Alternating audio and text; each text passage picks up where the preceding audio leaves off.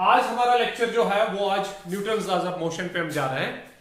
इसमें हम इनर्शिया की बात करेंगे, फर्स्ट लॉ ऑफ मोशन की बात करेंगे, नॉर्मल रिएक्शन, टेंशन और एफबीडीज की बात करेंगे। ठीक है, इनका हम इंट्रोडक्टरी पार्ट लेंगे, इनका हम बेसिक पोर्शन ले लेंगे। नॉर्मल रिएक्शन क्या होता है, टेंशन क्या होता है, एफबीडी क्या होता है, आगे इनके और सारे केसेस डिफाइन होंगे। लेकिन यहां पे इस वाले लेक्चर में हम इसका इंट्रोडक्टरी और ब्रीफ आइडिया लेंगे नॉर्मल रिएक्शन, टेंशन और एफबीडी का। तो इनर्शिया जो है, इनर्शिया एक सिंपल सा कॉन्सेप्ट है, इसको ज्यादा एक्सप्लेन करने की जरूरत नहीं है। और उसके बाद हम फर्स्ट लॉ पे जाएंगे। फर्स्ट लॉ भी आप सबको याद होगा, आपने अपने लोअर क्लास में पढ़ा होगा। हमारा जो बेसिक लेक्चर आज है वो बेसिकली इस पे बेस्ड होगा कि नॉर्मल रिएक्शन हम कैसे निकालेंगे, टेंशन कैसे निकालेंगे और फ्री बॉडी डायग्राम यानी कि एफबीडी जिनको कहा जाता है उनको कैसे हम निकालते हैं। तो इनर्शिया आप सबको पता होगा। इनर्शिया डिफाइन कुछ ऐसे होता है दैट हर किसी बॉडी के पास एक इनएबिलिटी होती है कि वो अपने स्टेट को चेंज नहीं कर पाता है। अब सवाल है सर स्टेट क्या होता है। हमारे पास एक बॉडी यहां पे खड़ी हुई है, ये हमारे पास एक बॉडी है। अगर ये रेस्ट में है तो मैं कह सकता हूं that this body is in the state of rest. अगर मुझे इस बॉडी की स्टेट डिफाइन करनी होगी तो मैं कहूंगा कि इस बॉडी की स्टेट जो है वो ये है that the body is at rest. अगर ये बॉडी मोशन में है तब मैं कहूंगा दैट इस बॉडी की स्टेट जो है वो स्टेट ऑफ मोशन है, मतलब मोशन इसकी स्टेट है। और अगर ये चल रही है, मोशन में है और एक पर्टिकुलर डायरेक्शन में चल रही है तो हम उस डायरेक्शन को भी स्टेट कहते हैं। तो फिजिक्स में स्टेट या न्यूटन्स लॉज ऑफ मोशन में या न्यूटोनियन मैकेनिक्स हम इसको बोलते हैं, इसमें स्टेट तीन चीजों का नाम रखा जाता है। या हम बोलेंगे रेस्ट या मोशन या डायरेक्शन। इसलिए हर किसी स्टेट में जो भी कोई बॉडी की स्टेट होगी, चाहे बॉडी रेस्ट में है, मोशन में है या एक पर्टिकुलर डायरेक्शन में ट्रेवल कर रही है, इस बॉडी के पास हमेशा एक इनएबिलिटी रहती है कि ये अपनी स्टेट को खुद ही चेंज नहीं कर सकती। मतलब अगर एक बॉडी रेस्ट में है तो ये खुद ही अपने आप को मोशन में नहीं ला सकती, और अगर ये मोशन में है तो ये खुद ही अपनी स्टेट चेंज नहीं कर सकती, मींस ये खुद ही रेस्ट में नहीं आ सकती। और अगर ये एक पर्टिकुलर डायरेक्शन में चल रही है तो ये खुद ही अपनी डायरेक्शन को चेंज नहीं कर पाती। इसलिए बॉडीज के पास ये इनएबिलिटी होती है that they cannot change their state of rest, state of motion or state of particular direction of their own। वो खुद ही अपनी state of rest, state of motion या state of particular direction को change नहीं कर पाते हैं। And as a result we call that inability as, this inability is basically called as inertia। तो इसीलिए जब हम inertia define करते हैं, हम define करते हैं that कि बॉडीज जो है, इनर्शिया जो है ये हम कुछ ऐसे डिफाइन करते हैं that it is the inability of a body, it is the inability of a body by virtue of which it can not change its state of rest, state of motion और state of any particular direction. तो ये inability हर किसी body में present होती है। मतलब मेरे पास ये मार्कर है, ये मार्कर मैंने हाथ पे रखा है तो ये मार्कर रेस्ट में है, ये खुद ही अपने आप को मोशन में नहीं ला सकता। अगर ये मोशन में है तो ये खुद ही अपने आप को रेस्ट में नहीं ला सकता। वो जो आपको कंट्राडिक्टरी दिख रहा है कि सर अगर बॉडी मोशन में है तो वो खुद ही तो रेस्ट में आती है। आप एक बॉल को ग्राउंड पे चलाते हो, उसको आप मोशन देते हो, लेकिन वो तो खुद ही रेस्ट में आ जाती है। नो डाउट रेस्ट तो ठीक है, अगर बॉडी रेस्ट में है तो ये खुद ही मोशन में नहीं आती। लेकिन जब आप बॉल को ग्राउंड पे चलाते हो, वो मोशन में होती है, वो तो खुद ही रेस्ट में आती है। यस, वो खुद ही रेस्ट में नहीं आती, बल्कि उसको बेसिकली जो ग्राउंड का फ्रिक्शन होता है, जो गास का फ्रिक्शन होता है, वही बेसिकली बॉडी को किस में लाता है, रेस्ट में लाता है। अगर आप उस ग्राउंड के फ्रिक्शन को खत्म करोगे, अगर आप ग्राउंड के फ्रिक्शन को खत्म करोगे, तब ये बॉडी ऑब्वियसली रेस्ट में नहीं आएगी, ये कंटिन्यूअसली मूव होती जाएगी। इसलिए हमने डिफाइन किया that every body has an inability. हर किसी बॉडी के पास एक इनएबिलिटी है that they can not change their state of rest, state of motion और state of particular direction. And that inability is called what? Inertia of the body. इसी को हम इनर्शिया बोलते हैं। अब ये इनर्शिया 3 टाइप का होगा। कौन कौन से टाइप का? Inertia of rest, inertia of motion और inertia of direction. Inertia of rest क्या होगा? बॉडी की inability by virtue of which ये अपना रेस्ट चेंज नहीं कर पाती। The inability of a body by virtue of which it can not change its state of rest of its own. ये खुद ही अपना रेस्ट चेंज नहीं कर पाती। We call that as it is inertia of rest. ये inertia of rest होगा। अच्छा, इनर्शिया ऑफ मोशन क्या होगा? The inability of a body by virtue of which it can not change its state of motion by itself. ये अपना state of motion change नहीं कर पाएगी खुद ही। We call that as it is state of motion, inertia of motion. And similarly body की inability by virtue of which it can not change its state of particular direction. ये अपने direction को अगर चेंज नहीं कर पाती of its own, तब ये डिफाइन होगी दैट इसके पास क्या है? इनर्शिया ऑफ डायरेक्शन है। तो इनर्शियाज 3 टाइप के होंगे, inertia of rest, inertia of motion, inertia of direction. और इनर्शिया क्या होता है? इनर्शिया होता है the inability of a body by virtue of which it can not change its state of its own. ये अपनी स्टेट खुद ही चेंज नहीं कर पाती। अब कुछ एग्जांपल्स आपने देखी होगी अपनी डेली लाइफ में जो inertia of rest, inertia of motion और इनर्शिया ऑफ डायरेक्शन को डिफाइन करते हैं। आप किसी भी बुक को उठा के वो एग्जांपल्स और देख सकते हो। मैं 1-2 एग्जांपल्स लेके चलता हूं, फिर मैं फैसला पे जाता हूं। तो आपने देखा होगा दैट जब गाड़ी निकलती है तो हमें एक बैकवर्ड जर्क फील होता है। मतलब बॉडी ने स्टार्ट किया, बॉडी रुकी हुई थी, अब बॉडी ने चलना स्टार्ट किया तो हमें एक बैकवर्ड जर्क प्रोड्यूस होती है।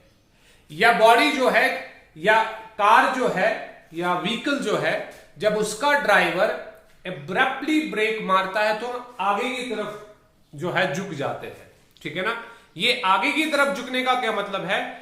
आगे की तरफ झुकने का ये मतलब है दैट हम उस टाइम आगे की तरफ जाते हैं और हमारा जो बाकी पोर्शन होता है वो अपनी जगह पे रहता है।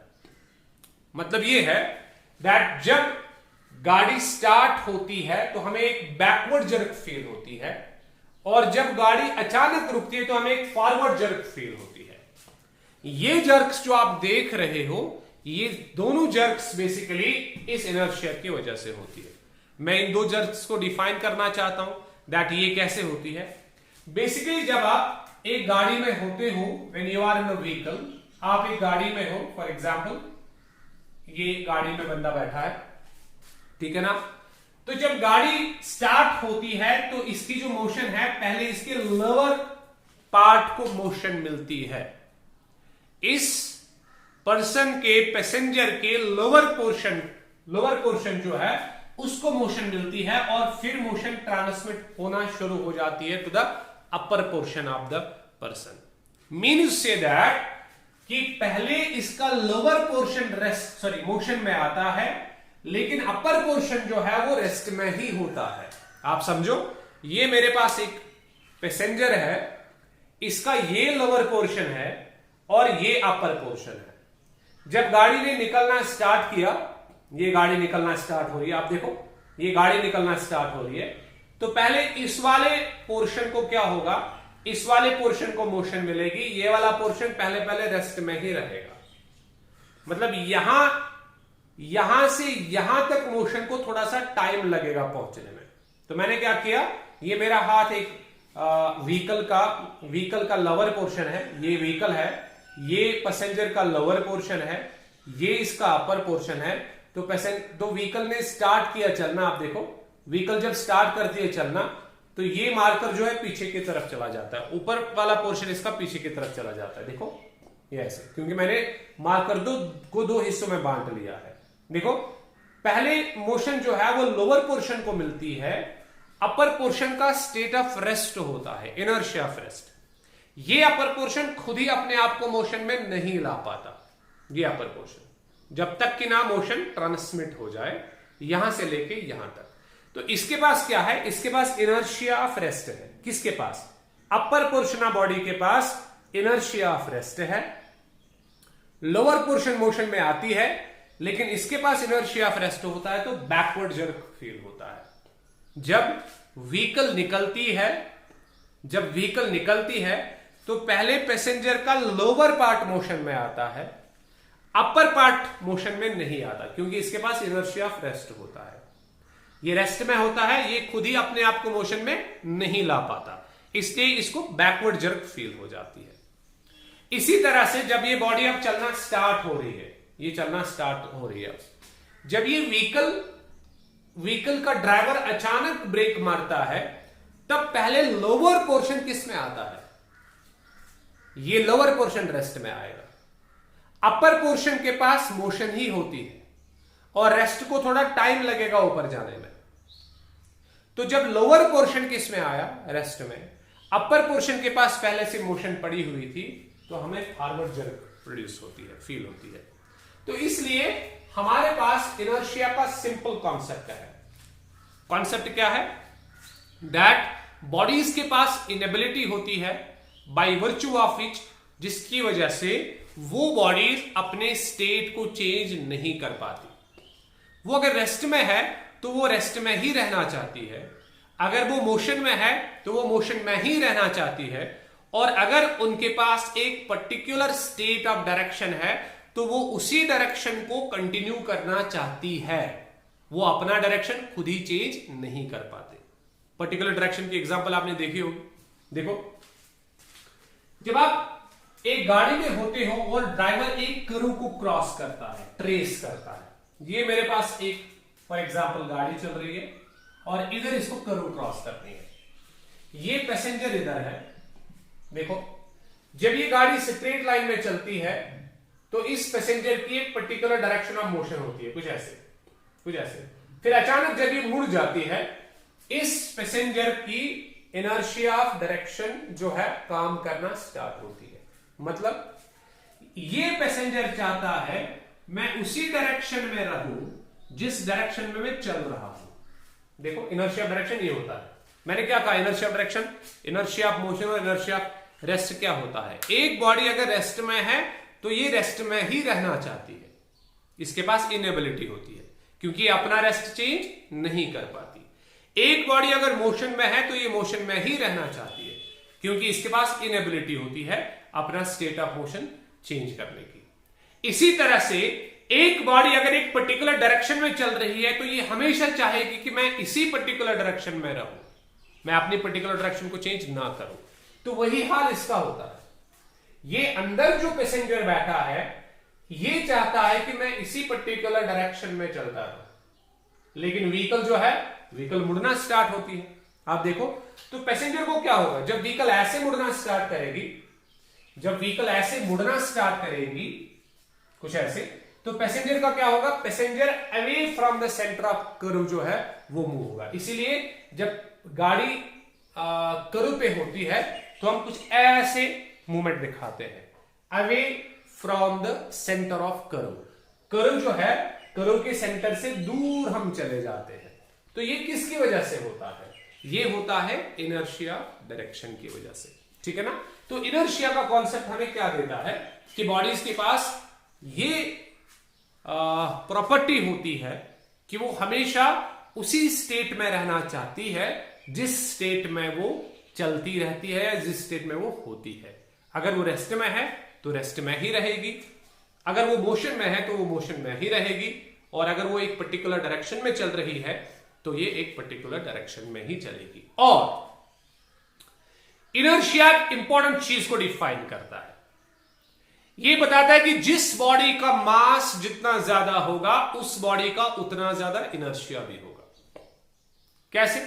आप समझो, मेरे पास एक कागज का टुकड़ा है, ये मेरे पास एक कागज का टुकड़ा इधर है, ये कागज का टुकड़ा इधर है, और मेरे पास एक स्टोन है, पत्थर है। अगर आप प्रॉपर्ली देखोगे ये दोनों रेस्ट में है तो इनके पास इनर्शिया ऑफ रेस्ट होगा, ये अपना स्टेट खुद ही चेंज नहीं कर पाएंगे। लेकिन अगर आप इनका स्टेट अब चेंज करना चाहोगे तब ये कागज का टुकड़ा अपना स्टेट इजीली चेंज कर सकता है, लेकिन ये पत्थर अपना स्टेट इजीली चेंज नहीं कर सकता। कैसे? आप अगर फूंक मारोगे तो ये मोशन में आ जाएगा, मतलब इसने तो अपना स्टेट ऑफ रेस्ट चेंज किया, लेकिन ये मोशन में नहीं आएगा, मतलब इसके पास ज्यादा इनेबिलिटी है। पत्थर के पास ज्यादा इनेबिलिटी है अपना स्टेट ऑफ रेस्ट चेंज करने की, मतलब ये चेंज नहीं कर सकता अपना स्टेट ऑफ रेस्ट इजीली, लेकिन ये इजीली अपना स्टेट ऑफ रेस्ट चेंज कर सकता है। तो इसके पास इनेबिलिटी कम है, इसके पास इनेबिलिटी ज्यादा है, मतलब इसका इनर्शिया ज्यादा है और इसका इनर्शिया कम है। तो इनर्शिया जो है वो basically proportional to the mass होता है, या वो मास प्रॉपर्टी बॉडी की होती है कि जितना इसके पास ज्यादा मास होगा उतना इसका इनर्शिया ज्यादा होगा, और जितना कम मास होगा उतना कम इनर्शिया होगा। अब इनर्शिया के बाद हमारे पास न्यूटन साहब आ गए, ठीक। इसने कहा हां बिल्कुल सही है दैट एक बॉडी तब तक रेस्ट में रहेगी या अपना स्टेट चेंज नहीं करेगी, लेकिन इसने ऐड किया थोड़ा सा इसमें, एक बॉडी तब तक अपना state of rest, state of motion, state of particular direction change नहीं करेगी जब तक कि ना आप इस पे क्या एग्जर्ट करोगे, एक्सटर्नल फोर्स एग्जर्ट करोगे। तो फोर्स का कॉन्सेप्ट आ गया, फोर्स का कॉन्सेप्ट आ गया। इस चैप्टर में आप सिर्फ फोर्स का कॉन्सेप्ट लोगे, क्योंकि ये चैप्टर काइनेमेटिक्स के बाद आता है, एनएलएम काइनेमेटिक्स के बाद आता है। इसको हम नाम देते हैं डायनामिक्स, और इसमें हम कॉज ऑफ मोशन को पढ़ते हैं कि बॉडीज के पास तो मोशन है, बॉडीज के पास मोशन है, लेकिन वो मोशन कौन प्रोड्यूस करने वाला है। और हमें इसने जवाब दिया, किसने बेटा, फर्स्ट लॉ ने। फर्स्ट लॉ न्यूटन का क्या बताता है, हां बॉडीज तब तक स्टेट ऑफ रेस्ट अपना कंटिन्यू करेगी, तब तक अपना स्टेट ऑफ मोशन कंटिन्यू करेगी जब तक कि ना आप इस पे एक एक्सटर्नल फोर्स एक्सर्ट करोगे। तो स्टेटमेंट आप सबको याद होगा, आपने 9th क्लास में पढ़ा होगा, a body continues to be in the state of rest. एक बॉडी तब तक रेस्ट में रहेगी, मैं स्टेटमेंट को तोड़ रहा हूं, एक बॉडी तब तक स्टेट में रहेगी जब तक कि ना इस पे एक एक्सटर्नल फोर्स एक्सर्ट होगा, पहला। या a body continues to be in the state of motion, एक बॉडी तब तक मोशन में रहेगी जब तक कि ना इस पे एक एक्सटर्नल फोर्स एक्सर्ट होगा। A body continues to be in the state of particular direction, एक बॉडी तब तक एक पर्टिकुलर डायरेक्शन में चलती रहेगी जब तक कि ना इस पे एक एक्सटर्नल फोर्स एक्सर्ट होगा, ठीक है ना। अब इसको हमने मिलाया, इन सभी को हमने मिलाया, हमने कहा a body continues to be in the state of rest और मोशन, हमने वहां पे मोशन में चेंज किया, हमने कहा a body continues to be in the state of rest और यूनिफॉर्म मोशन। इस यूनिफॉर्म मोशन से हमें मोशन भी डिस्कस हुआ और पर्टिकुलर डायरेक्शन भी डिस्कस हुआ, मैं वो समझाना चाहता हूं। देखो बेसिकली क्या है फर्स्ट लॉ, फर्स्ट लॉ बताता है तब तक बॉडी अपना रेस्ट, मोशन या पर्टिकुलर डायरेक्शन चेंज नहीं कर सकती जब तक कि ना आप इस पे एक्सटर्नल फोर्स एक्सर्ट करोगे। लेकिन हमने रेस्ट और मोशन तक ही इसको महदूद रखा और डायरेक्शन इसी में इन्वॉल्व की। हमने क्या बताया, न्यूटन ने क्या बताया, a body continues to be in the state of rest और यूनिफॉर्म मोशन और constant velocity unless and until it is acted upon by an external force, जब तक कि ना इस पे एक एक्सटर्नल फोर्स एक्सर्ट किया जाए। देखो मतलब क्या है, हां तो अगर बॉडी रेस्ट में है तो ये रेस्ट में ही रहेगी जब तक कि ना इस पे एक एक्सटर्नल फोर्स एक्सर्ट होगा। अगर बॉडी मोशन में है तो ये मोशन में ही रहेगी जब तक कि ना इस पे एक एक्सटर्नल फोर्स एक्सर्ट होगा। और अगर एक बॉडी पर्टिकुलर डायरेक्शन में चल रही है तभी इसी पर्टिकुलर डायरेक्शन को कंटिन्यू रहेगी जब तक कि ना इस पे एक एक्सटर्नल फोर्स एक्सर्ट होगा। अब इन दोनों को हमने आपस में मिलाया। देखो अब हमारे पास कॉन्सेप्ट ये है, मोशन का मतलब है बॉडी के पास वेलोसिटी है, बॉडी के पास वेलोसिटी है, और ये वेलोसिटी दो चीजों से चेंज हो सकती है, या इस बॉडी का मैग्नीट्यूड चेंज होगा वेलोसिटी का, या इसकी डायरेक्शन चेंज होगी, ठीक है ना। मोशन में दो चीजें आएंगी, मोशन में मोशन डिफाइंस वेलोसिटी, वेलोसिटी में दो चीजें आएंगी, क्या क्या बेटा, मैग्नीट्यूड एंड डायरेक्शन। तो अगर दोनों चीजें सेम रहती है, क्या क्या बेटा, magnitude as well as direction, तब हमारे पास जो वेलोसिटी आएगी उसको हम बोलेंगे इसके पास यूनिफॉर्म मोशन है, इसके पास यूनिफॉर्म वेलोसिटी है। देखो यूनिफॉर्म वेलोसिटी हमने डिफाइन किया, इसके पास दोनों चीजें हैं, क्या क्या, magnitude as well as direction. वो दोनों चीजें अगर सेम रहती है, वो दोनों चीजें अगर सेम रहती है, मतलब बॉडी ना अपनी वेलोसिटी का मैग्नीट्यूड चेंज कर सके, मतलब क्या है उसका, बॉडी एक चल रही है, ये ना तो खुद ही तेज चलेगी और ना ही स्लो चलेगी। जिस स्पीड से आपने इसको छोड़ा है ये उसी स्पीड को कंटिन्यू करेगी। ठीक है ना। देखो मैग्नीट्यूड सेम रहने का मतलब क्या है, एक बॉडी चल रही है, ये खुद ही अपनी वेलोसिटी को इंक्रीज नहीं कर पाएगी क्योंकि इसके पास इनर्शिया है। ये खुद ही अपनी वेलोसिटी को डिक्रीज नहीं कर पाएगी तब तक जब तक कि ना इस बॉडी पे एक एक्सटर्नल फोर्स एक्सर्ट होगा, है कि नहीं। और ये खुद ही अपनी डायरेक्शन को चेंज नहीं कर पाएगी, ठीक है ना, जब तक कि ना इस पे एक एक्सटर्नल फोर्स एक्सर्ट होगा। तो डायरेक्शन भी आ गई किसकी, वेलोसिटी की, मैग्नीट्यूड भी आ गया किसका, वेलोसिटी का। तो अगर ना ये चेंज हो रहा है ना ये चेंज हो रहा है, ना हम ये चेंज चाहते हैं, इसमें चेंज चाहते हैं, मोशन में चेंज चाहते हैं, ना इस डायरेक्शन में चेंज चाहते हैं, तब हम क्या कहेंगे कि बॉडी के पास यूनिफॉर्म वेलोसिटी है। तो हमने क्या कहा, a body continues to be in the state of rest और uniform motion means uniform velocity. एक बॉडी तब तक रेस्ट में रहेगी या यूनिफॉर्म मोशन में रहेगी। यूनिफॉर्म मोशन का क्या मतलब है, ना उसकी वेलोसिटी का मैग्नीट्यूड चेंज होगा और ना उसकी वेलोसिटी की डायरेक्शन चेंज होगी तब तक जब तक कि ना इस पे एक एक्सटर्नल फोर्स एक्सर्ट होगा। अच्छा मुझे एक चीज बताओ, फिर अगर आप न्यूटन फर्स्ट लॉ को देखोगे फिर तो आपको एक इंपॉर्टेंट कॉन्सेप्ट नजर आएगा। अगर बॉडी की वेलोसिटी का मैग्नीट्यूड चेंज नहीं हुआ, अगर बॉडी की वेलोसिटी की डायरेक्शन चेंज नहीं हुई और अगर बॉडी के पास यूनिफॉर्म वेलोसिटी है तो क्या आप ये मान के चलोगे दैट बॉडी जो है वो एक्सेलरेट नहीं हो पा रही? यस, बॉडी के पास एक्सेलरेशन ही नहीं है। क्या एक्सेलरेशन का मतलब होता है rate of change of velocity, velocity का चेंज होना? लेकिन वेलोसिटी दो तरीकों से चेंज हो सकती है, या इसका मैग्नीट्यूड चेंज होगा या डायरेक्शन चेंज होगी। ना तो हम मैग्नीट्यूड चाहते हैं चेंज हो, ना तो हम डायरेक्शन चाहते हैं चेंज हो, तो इसका मतलब इस बॉडी के पास एक्सेलरेशन ही नहीं होगी। तो इसलिए हमारे पास दो स्टेटमेंट्स रहेंगे, किसके, न्यूटन्स फर्स्ट लॉ के। एक स्टेटमेंट तो ये रहेगा कि a body continues to be in the state of rest और uniform motion means uniform velocity, जिसमें दोनों चीजें आएगी, मोशन एंड डायरेक्शन, क्योंकि तीन इनर्शियाज है, rest, motion and direction. Rest तो आ गया, अब क्या चाहिए, motion and direction. Motion and direction, motion velocity में मोशन है और डायरेक्शन है, दोनों चीजें हैं। तो अगर ये यूनिफॉर्म रहती है तो ना मोशन चेंज होती है और ना डायरेक्शन चेंज होती है। तो वही हमने कहा, a body continues to be in the state of rest और which motion, uniform motion, unless and until it is acted upon by an external force, जब तक कि ना इस पे एक एक्सटर्नल फोर्स एक्सर्ट होगा। तो स्टेटमेंट आ गया। लेकिन हमने कहा अगर आपने यूनिफॉर्म मोशन को कंसीडर किया है तब उसका मतलब यह है कि बॉडी के पास एक्सेलरेशन नहीं होगी। तब न्यूटन्स फर्स्ट लॉ का मतलब यह है तब तक बॉडी के पास एक्सेलरेशन नहीं होगी जब तक कि ना इस पे क्या एक्सर्ट होगा, फोर्स एक्सर्ट होगा। तब तक बॉडी के पास एक्सेलरेशन नहीं होगी, तब तक बॉडी एक्सेलरेट नहीं होगी जब तक कि ना आप इस पे एक्सर्ट करोगे कौन सा फोर्स, एक्सटर्नल फोर्स। या हम कहेंगे जब तक बॉडी पे एक्सटर्नल फोर्स एक्सर्ट नहीं होगा तब तक बॉडी इक्विलिब्रियम में रहेगी। शाबाश, बॉडी के पास इक्विलिब्रियम होगा। तो हमारे पास बेसिकली फर्स्ट लॉ का स्टेटमेंट आएगा। यहां से मैं इसका स्टेटमेंट लिखने की कोशिश करूंगा। तो स्टेटमेंट क्या बताता है, स्टेटमेंट बताता है according to the statement of Newton's कौन सा law, first law of motion. Newton's first law क्या बताता है, so Newton's first law, Newton's first law बताता है a body continues to be in the state of rest, a body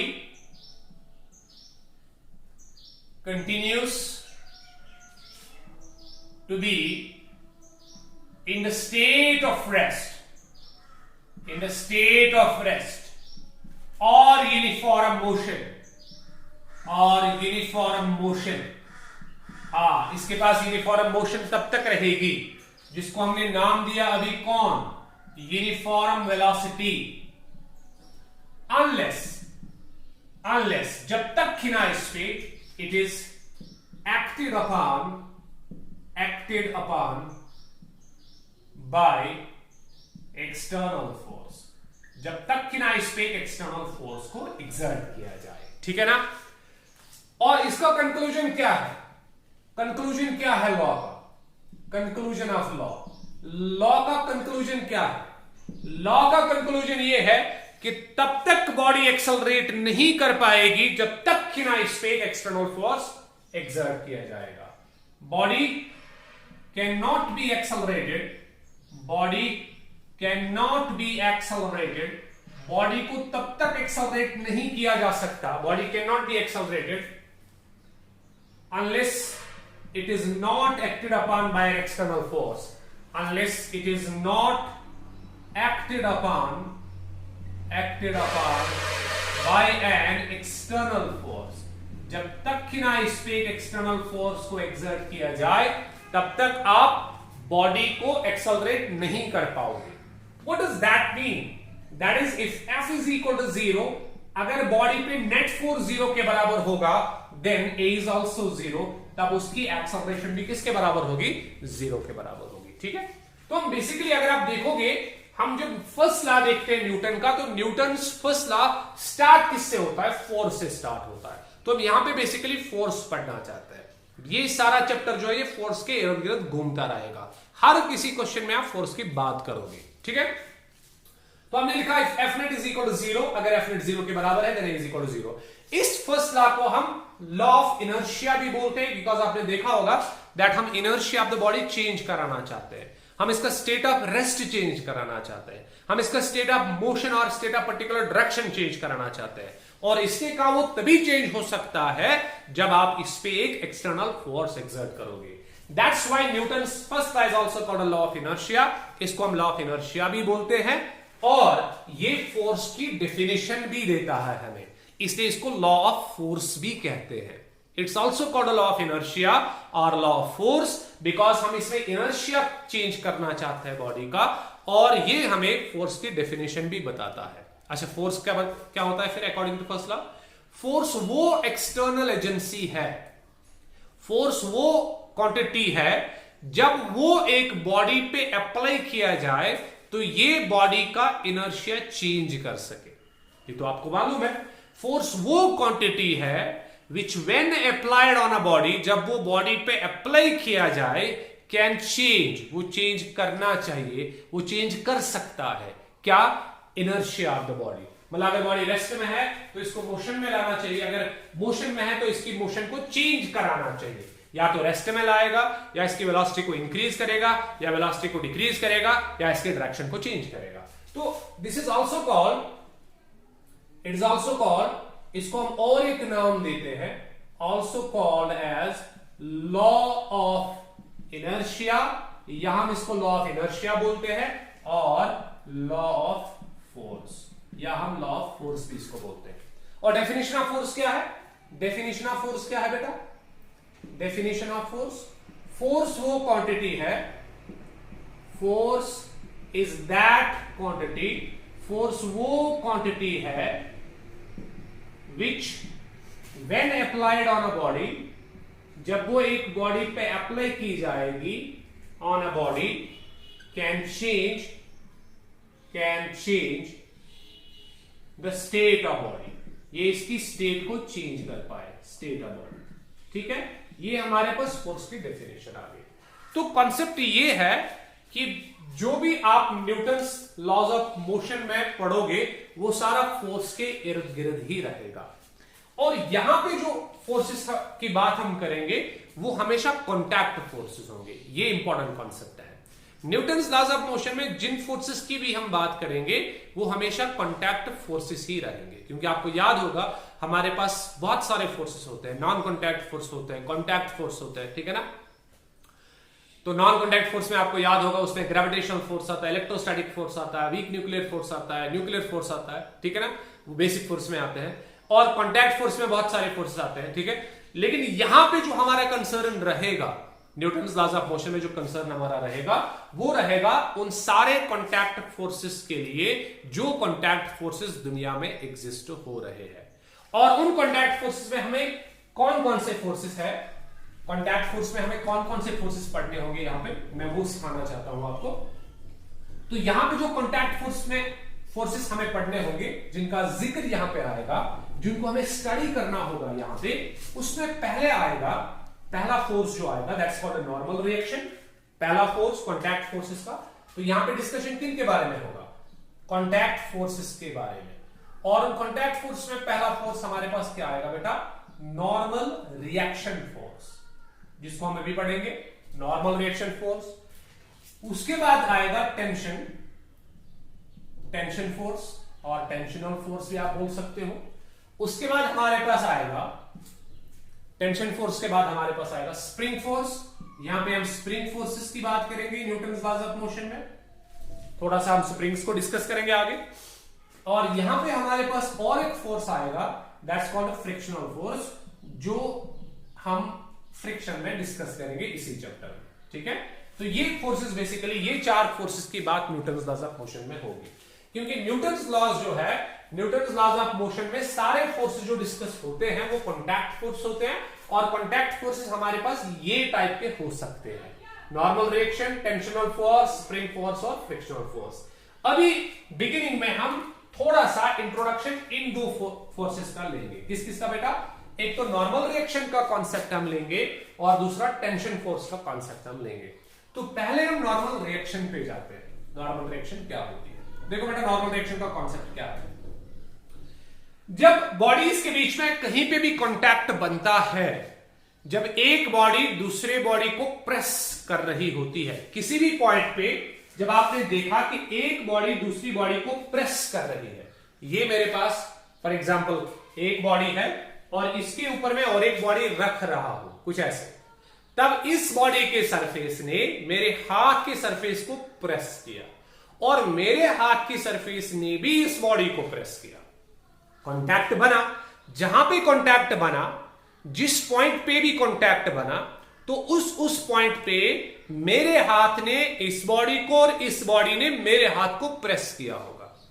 और जहां कहीं भी प्रेसिंग होती है, जहां कहीं भी दो बॉडीज कांटेक्ट में आती है और प्रेसिंग होती है या कांटेक्ट में आती है, उन सभी कांटेक्ट पॉइंट्स पे, जो भी कांटेक्ट पॉइंट्स आपके पास होंगे, उन सभी कांटेक्ट पॉइंट्स पे नॉर्मल रिएक्शन फोर्स एग्जिस्ट होता है। अब सवाल है सर, ये नॉर्मल रिएक्शन फोर्स होता क्या है? देखो बेटा, अगर हम एज्यूम करेंगे दैट हमारे पास ये एक सपोर्ट है और इस पे मैंने एक बॉडी रखी हुई है, तब आप जानते हो इस बॉडी पे ग्रेविटेशनल फोर्स नीचे की तरफ एक्सर्ट होगा, जिसको हम mg से डिनोट करते हैं। अगर इस बॉडी का मास m है तो इस बॉडी पे ग्रेविटेशनल फोर्स एक्सर्ट होगा नीचे की तरफ। लेकिन क्या ये बॉडी नीचे आ रही है? नो। मैंने इस बॉडी को अपने हाथ पे रखा, इस पे ग्रेविटेशनल फोर्स एक्सर्ट हो रहा है। क्या ये मार्कर नीचे जा रहा है? नहीं जा रहा। लेकिन फोर्स तो एक्सर्ट हो रहा है मार्कर पे। यस, मार्कर पे फोर्स एक्सर्ट हो रहा है, लेकिन मार्कर नीचे नहीं जा रहा का मतलब यह है कि इस मार्कर पे कोई और फोर्स भी है जो उस वाले फोर्स को कैंसल आउट करता है।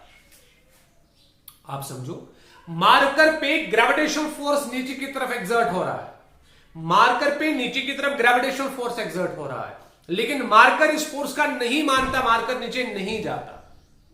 मार्कर नीचे न जाने का मतलब यह है दैट इस मार्कर पे नेट फोर्स 0 के बराबर है, क्योंकि मार्कर एक्सेलरेट नहीं हुआ, इसकी वेलोसिटी चेंज नहीं हुई।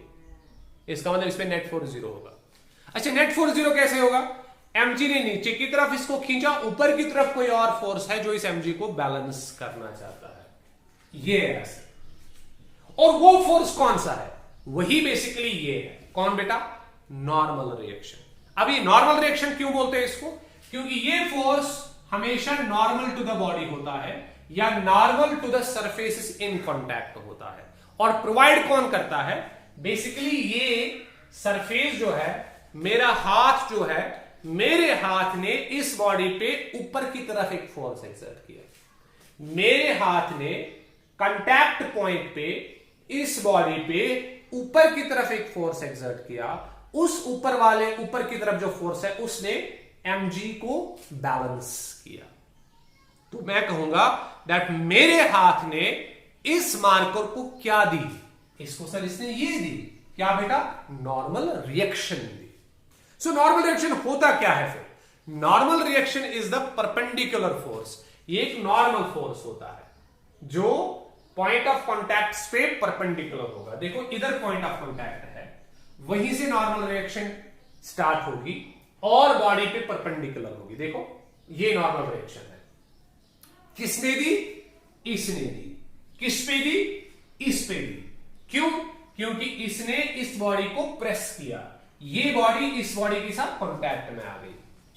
लेकिन उल्टा भी ट्रू होगा ना। फिर अगर ये बॉडी इस बॉडी से कांटेक्ट में आ गई और इसने इस पे नॉर्मल रिएक्शन दी ऊपर की तरफ,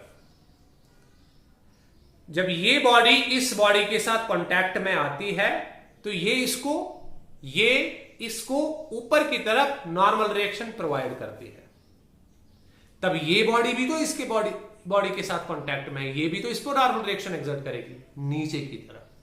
हाँ, नॉर्मल रिएक्शन एक ही बॉडी एक्सर्ट नहीं करती, नॉर्मल रिएक्शन दोनों बॉडीज एक्सर्ट करती है एक दूसरे पे। मतलब अगर हमारे पास ब्लॉक है, ब्लॉक नॉर्मल रिएक्शन एक्सर्ट करेगा इस पे, सरफेस पे, सरफेस ब्लॉक पे एक्सर्ट करेगा। दोनों इस तरह से एक्सर्ट करेंगे कि वो दोनों नॉर्मल्स होंगे। मतलब ये जो इस पे नॉर्मल रिएक्शन एक्सर्ट करेगा वो इस पे नॉर्मल होगी, इस बॉडी पे नॉर्मल होगी through the point of contact. जो ये इस पे एक्सर्ट करेगा वो नॉर्मल टू दिस बॉडी होगी through the point of contact, यहां से कुछ ऐसे। ये इंपॉर्टेंट कॉन्सेप्ट है, आपको समझना पड़ेगा मैं क्या बोल रहा हूं। मैंने कहा दैट जब भी दो बॉडीज आपस में कांटेक्ट में आ जाती है, जो ही बॉडीज आपस में कांटेक्ट में आएगी तो ये बॉडीज एक दूसरे पे नॉर्मल रिएक्शन एक्सर्ट कराना स्टार्ट करेगी। और नॉर्मल रिएक्शन क्या होता है? नॉर्मल रिएक्शन होता है एक परपेंडिकुलर फोर्स जो एक बॉडी दूसरी बॉडी पे एक्सर्ट करेगी। जो एक बॉडी दूसरी बॉडी पे एक्सर्ट करेगी उसको हम बेसिकली क्या बोलते हैं बेटा? उसी को हम बोलते हैं नॉर्मल रिएक्शन। अब कई बच्चों के पास कंफ्यूजन हुआ होगा। देखो कंफ्यूजन क्या है बेटा? ये मेरे पास बॉडी है, ये मेरे पास बॉडी है, ठीक है ना? इस पे पहले नीचे की तरफ mg लग रहा था, ये mg है। किस पे? बॉडी पे। याद रहे बॉडी पे mg लग रहा था नीचे की तरफ, ग्रेविटेशनल फोर्स, और इसी बॉडी पे नॉर्मल रिएक्शन ऊपर की तरफ लगी, ठीक है ना? किसने दी? सरफेस ने दी। किसको? ब्लॉक को दी। ये नॉर्मल रिएक्शन है बाय सरफेस ऑन ब्लॉक, ऐसे लिखूंगा, ठीक है ना? अब सर आपने और एक चीज बोली, अब ये भी नॉर्मल रिएक्शन इस पे एक्सर्ट करेगा नीचे की तरफ। सो अगर सर इसने भी नॉर्मल रिएक्शन एक्सर्ट किया नीचे की तरफ, तब ये नॉर्मल रिएक्शन और ये नॉर्मल रिएक्शन तो कैंसिल आउट हो जाएगी, वहां पे फिर से mg बचेगा। तो इस नॉर्मल रिएक्शन का क्या फायदा? नहीं, ये दो कैंसिल आउट नहीं होंगे। कैंसल तब फोर्सेस होते हैं जब वो एक ही बॉडी पे एक्सर्ट होंगे। आप देखो ये नॉर्मल रिएक्शन किस पे एक्सर्ट हो रही है? सर ब्लॉक पे। ये mg सर ब्लॉक पे। तो इन दोनों को हम ऐड या सब्ट्रैक्ट कर सकते हैं, क्योंकि इनकी अपोजिट डायरेक्शन है तो इनको हम सब्ट्रैक्ट कर सकते हैं, क्योंकि ये दोनों एक ही बॉडी पे है। लेकिन ये नॉर्मल रिएक्शन किस पे है? ब्लॉक पे। ये वाली किस पे है? ये तो सरफेस पे। इनको हम सब्ट्रैक्ट नहीं कर सकते, इस पे चल रही है। ये दो अलग अलग बॉडीज पे एक्सर्ट कर रही है, इसलिए कंफ्यूज ना हो दैट ऊपर की तरफ भी नॉर्मल रिएक्शन है, नीचे की तरफ भी नॉर्मल रिएक्शन है। ये नॉर्मल रिएक्शन कैंसिल आउट हो जाएगी तो mg बचेगा। No, this is a wrong interpretation. Cancel out वो फोर्सेस होते हैं, एड अप वो फोर्सेस होते हैं, सब्ट्रैक्ट वो फोर्सेस होते हैं जो एक ही बॉडी पे एक्सर्ट हुए होंगे या कर रहे होंगे। मैंने कहा ये नॉर्मल रिएक्शन किस पे? सरफेस ने बॉडी पे लगाई तो बॉडी पे। ये mg किस पे? बॉडी पे। तो ये दोनों तो हम कैलकुलेट कर सकते हैं, मतलब इनकी सब्ट्रैक्शन होगी आपस में। लेकिन ये अलग बॉडी है, ये अलग बॉडी है, तो इन दो को हम कैंसिल आउट नहीं कर सकते। इसलिए याद रहे दैट हमने क्या पढ़ा कि जब भी बॉडीज के बीच में प्रेसिंग होती है, जब भी बॉडीज एक दूसरे के कांटेक्ट में आती है, तो एक फिनोमेना आ जाता है जिसको हम नॉर्मल रिएक्शन बोलते हैं। ये क्या होता है? ये एक नॉर्मल फोर्स होता है, मतलब ये एक फोर्स होता है perpendicular to the point of contact. Point of contact मतलब जहां पे कांटेक्ट बना वहीं से एक फोर्स परपेंडिकुलर जो है आपको ड्रॉ करना है, ऊपर की तरफ और नीचे की तरफ, क्योंकि दो नॉर्मल रिएक्शंस होगी, दो बॉडीज पे दो नॉर्मल रिएक्शंस होगी, एक ए बॉडी बी पे एग्जर्ट करेगी, बी बॉडी ए पे एग्जर्ट करेगी। हाँ, तो ये कॉन्सेप्ट है नॉर्मल रिएक्शंस का कि नॉर्मल रिएक्शन कैसे हम ड्रॉ करते हैं। अब अगर हम फॉर एग्जांपल यहां पे कॉन्सेप्ट बनाए, हमारे पास एक वेज है, ये इंक्लाइंड प्लेन जैसा है हमारे पास, और यहां पे ये सरफेस है, ठीक है ना, ये हमारे पास एक सरफेस है, ये ऐसे सरफेस है, ठीक है ना, और हमारे पास इसी पे एक बॉडी रखी गई है। हमें बताना है कि हमें बताया गया कि आप नॉर्मल रिएक्शन उसको ड्रॉ करो, कहां कहां पे नॉर्मल रिएक्शन होगी। तो आपको पता होगा ये वेज इस ग्राउंड के साथ कांटेक्ट में है, तो एक तो यहां पे नॉर्मल रिएक्शन होगी, दूसरा यहां पे नॉर्मल रिएक्शन होगी, क्योंकि ये ब्लॉक भी इसके साथ कांटेक्ट में है। तो यहां पे नॉर्मल रिएक्शन पहले प्रोड्यूस करेंगे, मुझे लगता है कि यहां पे नॉर्मल रिएक्शन ऐसे होगी, ये नॉर्मल रिएक्शन और ये नॉर्मल रिएक्शन। कोई बताएगा ये किस पे नॉर्मल रिएक्शन होगी? गुड, ये होगी वेज पे, इसको वेज बोला जाता है, वेज। इस शेप का जो स्ट्रक्चर आपके पास होगा it's called wedge, inclined plane, it's called wedge. ये वाली वेज पे होगी, ये वाली सरफेस पे होगी, है कि नहीं। यहां पे भी ऐसी दो होंगे लेकिन नॉर्मल परपेंडिकुलर होने चाहिए, ये देखो परपेंडिकुलर, ये देखो परपेंडिकुलर, ये देखो परपेंडिकुलर, ऐसे। ये किस पे होगी सर? ये तो वेज पे होगी। ये किस पे होगी? ये तो बॉडी पे होगी, ठीक है ना। इसी तरह से आपको फॉर एग्जांपल ऐसे ही वेज दिया गया है, से फॉर एग्जांपल आपको ऐसे वेज दिया गया है फिर से, और अब आपको समझ आएगा। और आपको अब बॉडी कुछ ऐसे दी हुई है, ये बॉडी हमारे पास है, ठीक है ना, और यहां पे इस ब्लॉक को इसके साथ अटैच किया गया है, ये हमारे पास अटैचमेंट है, ठीक। और आपको बताना है कि यहां पे नॉर्मल रिएक्शंस आप ड्रॉ करो, यहां पे हमें नॉर्मल रिएक्शंस ड्रॉ करनी है। तो कैसे नॉर्मल रिएक्शन ड्रॉ होगी? देखो यहां पे तो आपको समझ आया होगा सर, यहां पे तो ऐसे होगी नॉर्मल रिएक्शन, ये ऐसे, ये वेज पे होगी और ये सरफेस पे होगी। सर यहां पे भी आसान है, ये ऐसे होगी और ये ऐसे होगी, ये ब्लॉक पे होगी और ये किस पे होगी? शाबाश, ये इस सपोर्ट पे होगी। अब यहां पे ड्रॉ करनी है। सर यहां पे तो नॉर्मल रिएक्शन ऐसे नहीं होगी, देखो ऐसे तो नहीं ड्रॉ कर सकते, क्यों? क्योंकि ये 90 डिग्री एंगल नहीं बनाता। फिर कैसे होगी? सर आप ऐसे इसको ड्रॉ करो, ये ऐसे देखो, ये अब 90 डिग्री एंगल बनाएगी। अगर आप इसको ऐसे ड्रॉ करोगे तो ये गलत है, ये गलत है, this is a wrong representation. क्यों? क्योंकि ये एंगल 90 डिग्री नहीं है। इसका मतलब हमें ऐसे इसको ड्रॉ करना होगा कि ये इसके साथ 90 डिग्री एंगल बनाए, तो ये भी तो फिर ऐसे ही होगी, ये ऐसे, ये नॉर्मल रिएक्शन इधर, ये नॉर्मल रिएक्शन इधर।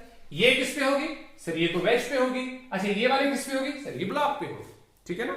तो इस तरह से हम नॉर्मल रिएक्शंस को ड्रॉ कर सकते हैं या कर पाएंगे। तो आपको समझ आया होगा कि नॉर्मल रिएक्शन कब आएगी और कैसे आएगी। एक ही बॉडी पे बहुत सारी नॉर्मल रिएक्शंस हो सकती है, डिपेंडिंग ऑन इसका पॉइंट ऑफ कांटेक्ट कहां कहां से है। तो अगर आप इसको कोई और बॉडी किसी और जगह पे भी रखोगे तो आप आराम से इसका नॉर्मल रिएक्शन बना सकते हो। जैसे मैं एक वेज ब्लॉक फिर से लेता हूं, ये मेरे पास वेज एक है कुछ ऐसे, ये ग्राउंड है, ये मेरे पास बीच में वेज रखा हुआ है, ठीक है ना। यहां से एक ब्लॉक, यहां से दूसरा ब्लॉक, ठीक, यहां से एक सपोर्ट कुछ ऐसे, और यहां से दूसरा सपोर्ट। सर ये तो बहुत आसान सा है, देखो यहां पे नॉर्मल रिएक्शन ऐसे, बहुत आसान, और यहां पे ऐसे। ये किस पे? वेज पे। ये किस पे? सरफेस पे। शाबाश। अब यहां पे देखो बेटा, सर यहां पे तो ऐसे और ऐसे, ठीक है। ये किस पे? ब्लॉक पे। ये किस पे? सर ये तो सरफेस पे, इस पे सपोर्ट पे। ऐसे यहां पे और यहां पे, ठीक है ना। ये तो समझ आया। सर यहां पे ऐसे, ये ऐसे और ये ऐसे, यहां पे भी ऐसे 90 डिग्रीज पे, कुछ ऐसे, ऐसे और ऐसे, ठीक है।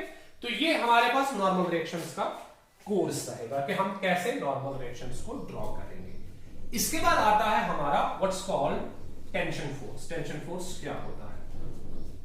अब देखो बेटा, हाँ, अब जो टेंशन्स है, टेंशन्स हमेशा उस सिचुएशन में प्रेजेंट होते हैं जिस सिचुएशन में हमारे पास मासेस को अटैच किया गया होगा, लेकिन bye means of strings, ropes और चेन्स, ठीक है।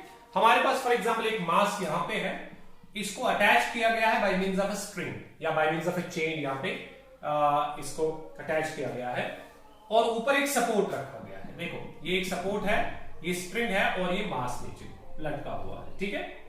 अब देखो हम जानते हैं कि हमेशा हर कोई बॉडी जो है ये एटम्स की बनी होती है, तो मैं इस लाइन के बजाय इस स्ट्रिंग को एटम्स की शेप दूंगा। ये इसके एटम्स है और यही एटम्स एक स्ट्रिंग को बना रहे हैं। आपने पढ़ा होगा कोई भी दो एटम्स के बीच में एक अट्रैक्टिव फोर्स, इंपॉर्टेंट चीज पढ़ी होगी कि एटम्स के बीच में एक स्प्रिंग लाइक बॉन्ड होता है। मतलब इनके बीच में जो बॉन्ड होता है, ठीक है ना, इसका नेचर बिल्कुल उसी तरह होता है जिस तरह का नेचर स्प्रिंग्स का होता है। अब सवाल यह है कि सर हमने तो स्प्रिंग पढ़े ही नहीं, तो स्प्रिंग का क्या काम होता है, उसका नेचर क्या होता है? स्प्रिंग का नेचर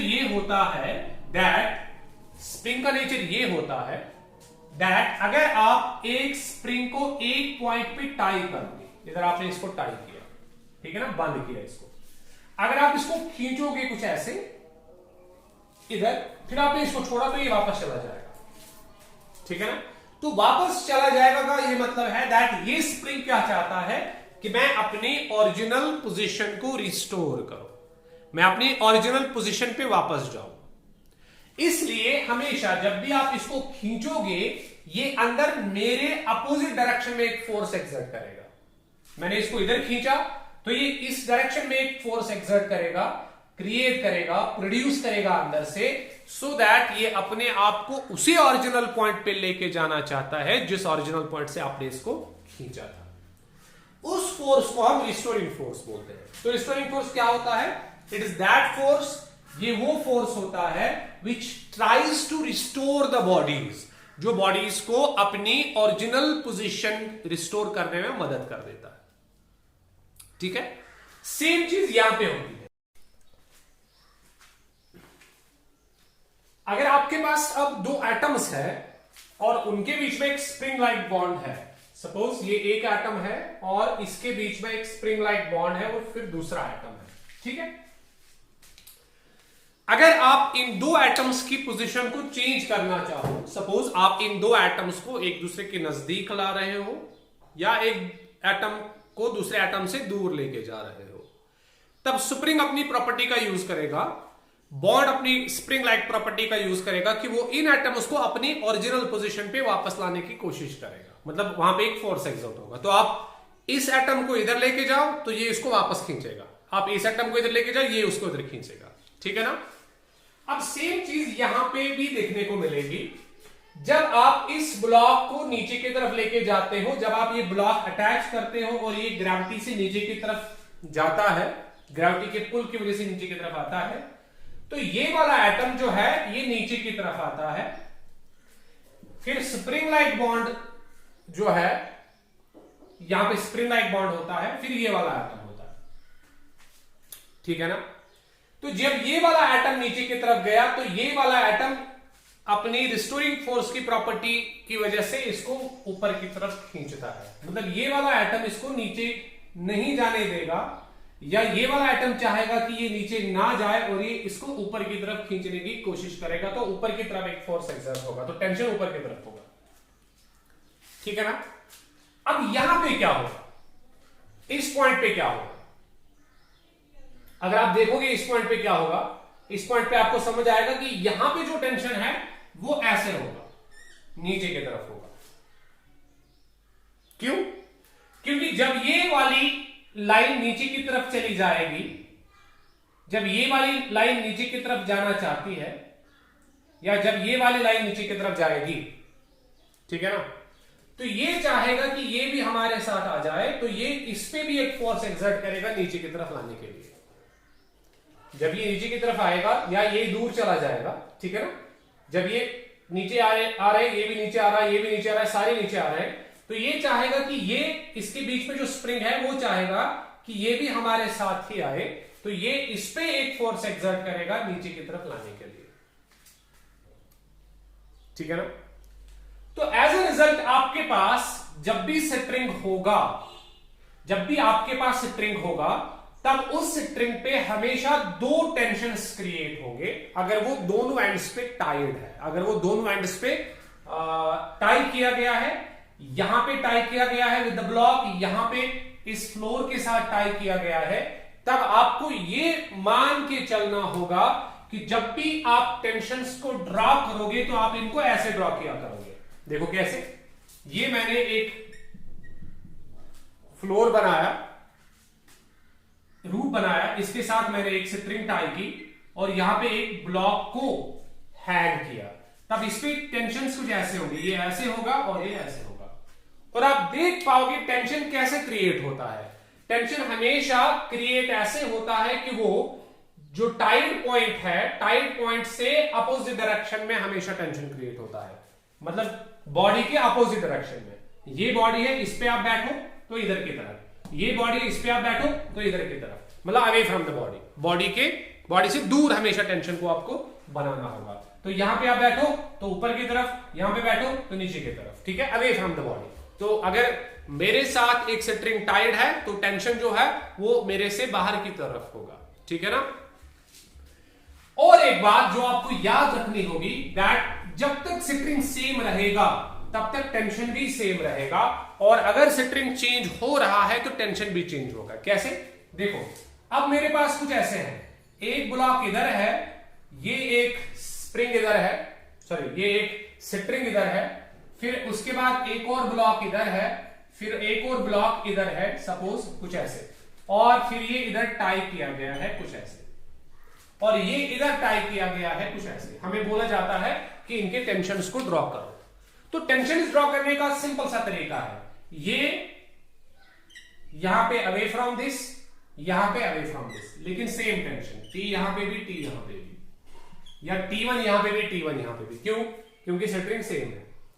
ये स्ट्रिंग अलग है, ये स्ट्रिंग अलग है, तो यहां पे टेंशन अलग होगा लेकिन रूल सेम होगा, बॉडी से बाहर की तरफ, बॉडी से बाहर की तरफ, यहां पे T2, यहां पे T2, ये वाला टेंशन अलग, ये वाला टेंशन अलग, बॉडी से बाहर की तरफ, बॉडी से बाहर की तरफ, यहां T3, यहां पे भी T3, बॉडी से बाहर की तरफ, बॉडी से बाहर की तरफ, यहां पे T4, यहां पे भी T4।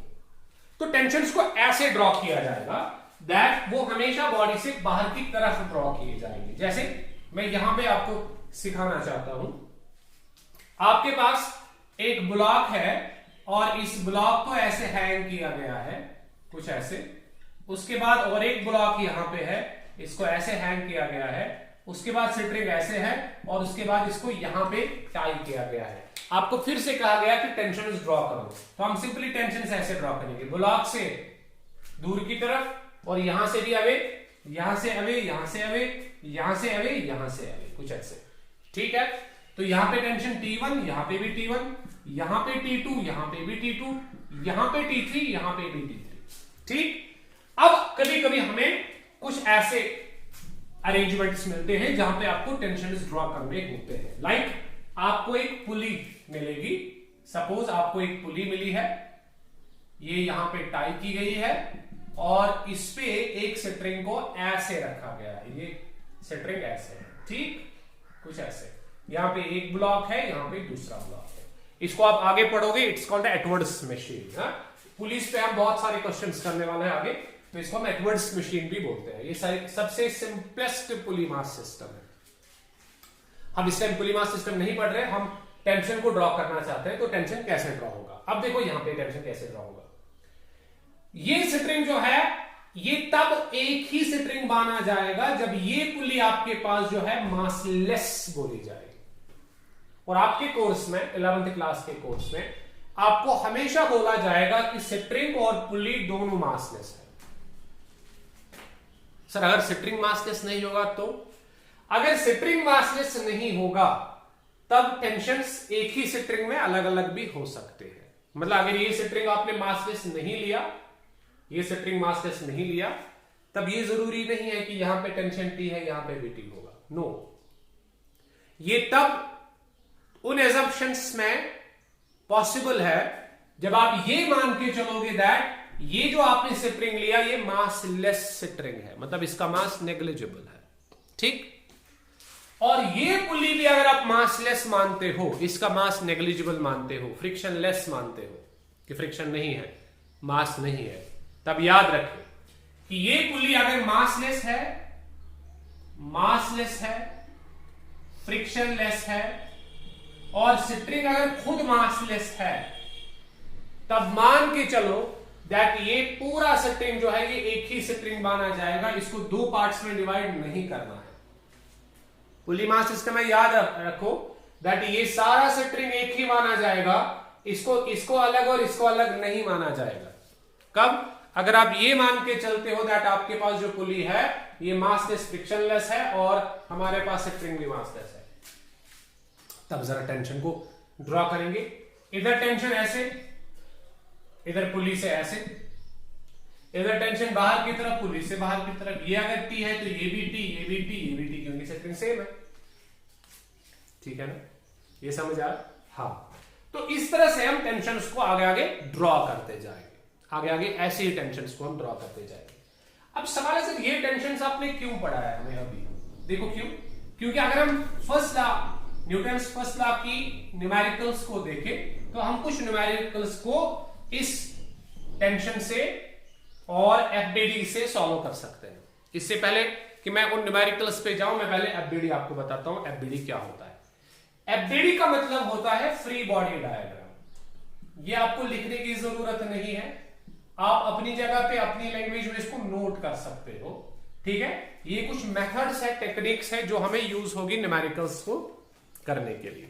बाकी इसमें आपको नोट बनाने की जरूरत नहीं है, अगर कोई बनाना चाहे तो वो अपनी लैंग्वेज में लिख सकता है। नॉर्मल रिएक्शन कैसे ड्रॉ करते हैं, टेंशंस को कैसे ड्रॉ करते हैं, फ्री बॉडी डायग्राम कैसे बनाते हैं।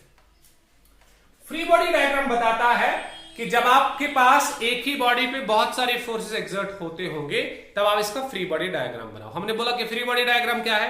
फ्री बॉडी डायग्राम में जो आपके पास बॉडी दी गई है जिसपे फोर्सेस एक्सर्ट कर रहे हैं उसको आप एक पॉइंट से रिप्लेस करोगे, कुछ ऐसे। मतलब फॉर एग्जांपल आपके पास एक पुली है, ये पुली है, इधर एक बहुत बड़ा पहाड़ लटका हुआ है, तो आप पहाड़ नहीं बनाओगे, आप पहाड़ के बदले एक पॉइंट बनाओगे।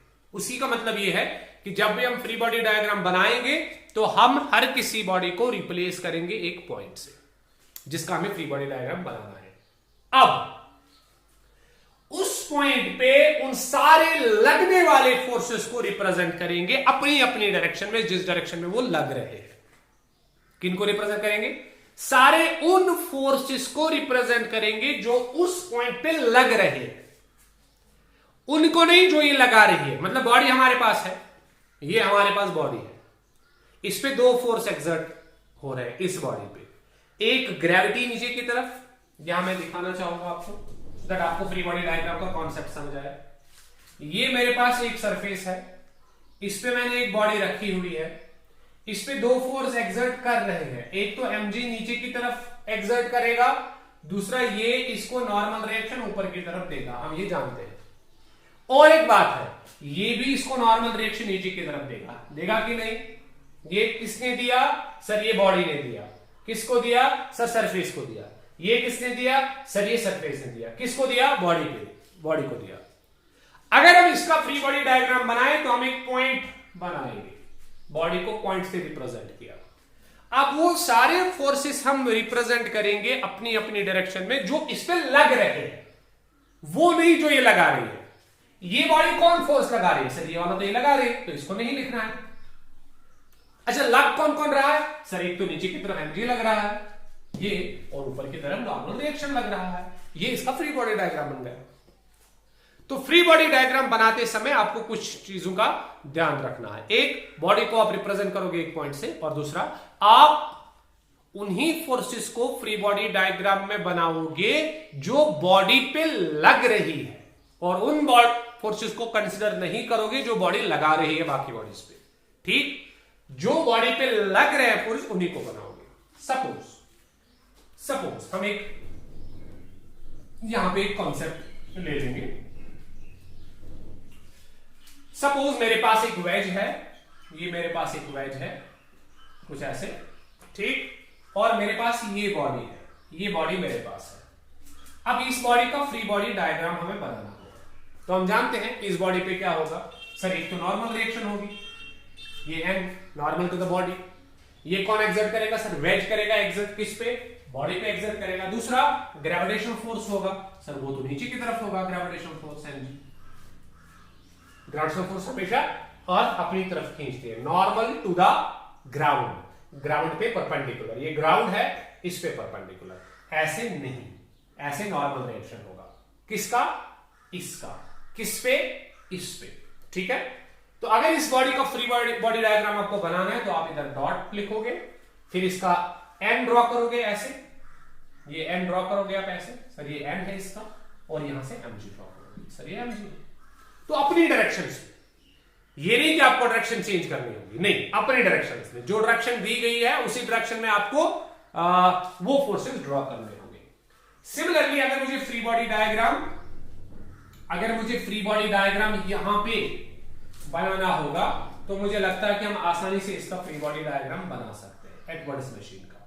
देखो ये हमारे पास एक बॉडी है, ये दूसरी बॉडी है, ये पुली टाई की गई है इधर, ये मासलेस और फ्रिक्शनलेस पुली है, ये मासलेस है, तो आपको समझ आया होगा कि सर ऐसा बता रहे हैं, ऐसा बता रहे हैं। ठीक है, ये टेंशन T है, ये टेंशन T है, ये T है, ये T है, और इस पे mg नीचे की तरफ होगा, इस पे भी mg नीचे की तरफ होगा। इसका मास कैपिटल M है, इसका मास स्मॉल है। बहुत आसान है। अब देखो इस बॉडी का फ्री बॉडी डायग्राम देखो, इस बॉडी का फ्री बॉडी डायग्राम, इस बॉडी का फ्री बॉडी डायग्राम अगर हम देखेंगे तो ये पॉइंट हो गया, इस पे नीचे की तरफ mg होगा, ऊपर की तरफ T होगा।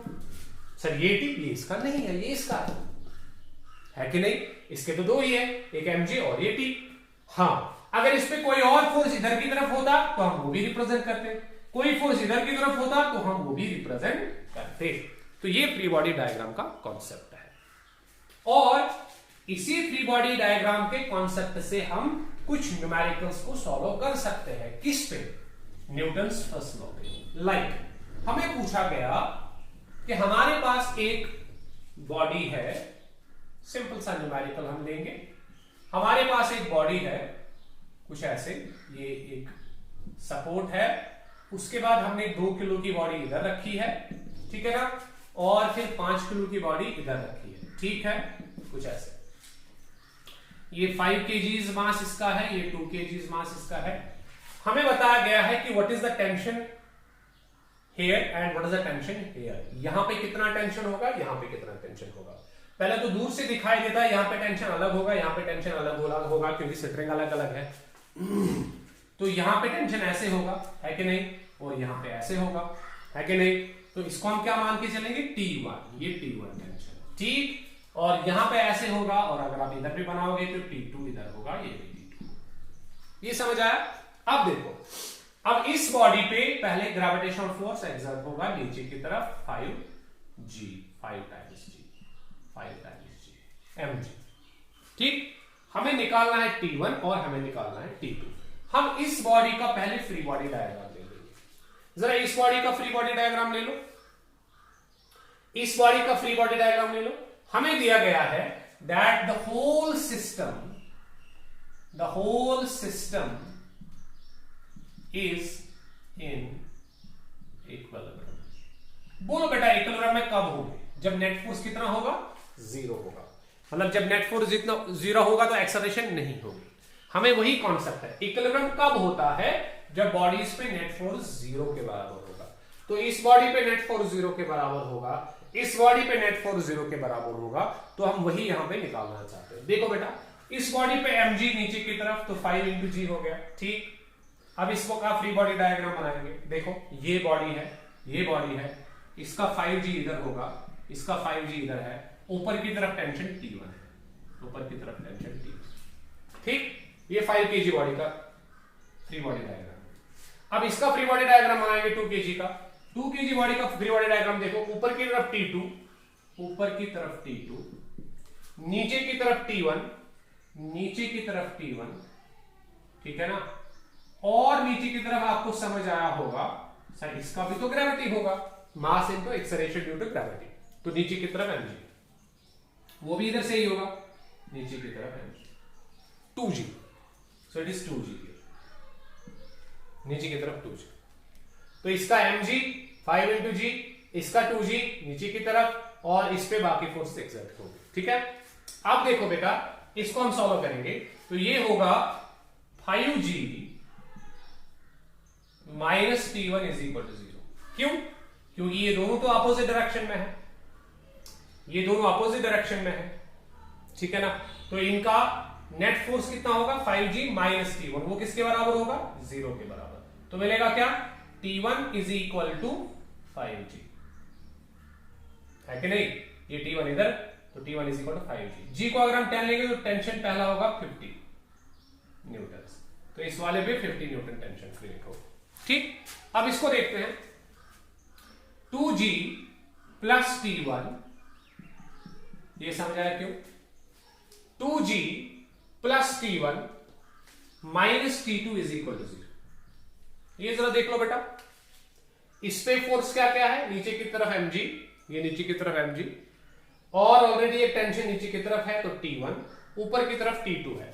ये दो फोर्सेस सेम डायरेक्शन में है तो इसको हमने ऐड किया 2G plus T1, 2G plus T1। ये ऊपर की तरफ है तो माइनस किया, क्यों, अपोजिट डायरेक्शन, सेम डायरेक्शन में फोर्सेस ऐड हो जाएंगे, अपोजिट डायरेक्शन में सब्ट्रैक्ट हो जाएंगे। यहां पे दोनों फोर्सेस सब्ट्रैक्ट हो गई क्योंकि यहां पे दोनों फोर्सेस अपोजिट डायरेक्शन में थे, दो ही फोर्सेस थे mg और T1। हमने लिखा 5G minus T1 is equal to 0, T1 is equal to 5G। अगर हम g को 10 मान के चले तो 5 10 हो गया 50, g 9.8 होता है तो हमने 10 मान के चला। तो 2G plus T1 minus T2 is equal to 0, हमें T2 की वैल्यू चाहिए, तो 2G प्लस T1 जो है वो इधर जाएगा तो T2 बनेगा, ठीक है ना। हमें T2 की वैल्यू चाहिए तो 2G हो गया 20, 2 इंटू 10 हो गया 20, प्लस हमें T1 ऑलरेडी 50 मिला है, T1 50 मिला है, इज इक्वल टू T2। तो 50 प्लस 20 इज इक्वल टू 70, तो टेंशन दूसरे पे 70 होगा, 70 न्यूटन दूसरे वाले पे टेंशन। हाँ, so tension T2 is equal to 70। बहुत आसान सा सवाल है, बिल्कुल सिंपल सा क्वेश्चन था। हाँ, ये बहुत आसान क्वेश्चन था। तो इसका टेंशन ऑब्वियसली ज्यादा होगा, इस सेक्शन का टेंशन ज्यादा होगा इसका, क्योंकि इसने दोनों मासेस को लेके रखा है। इसने 2 kg को भी हैंग किया है, इसने 5 kg को भी हैंग किया है, तो ये वाला टेंशन ज्यादा होगा, ये वाला टेंशन कम होगा। इसने सिर्फ 5 kg को हैंग किया है, इसलिए इसका 50 न्यूटन मिला, इसने दोनों को हैंग किया इसलिए इसका 70 न्यूटन टेंशन मिला, ठीक है।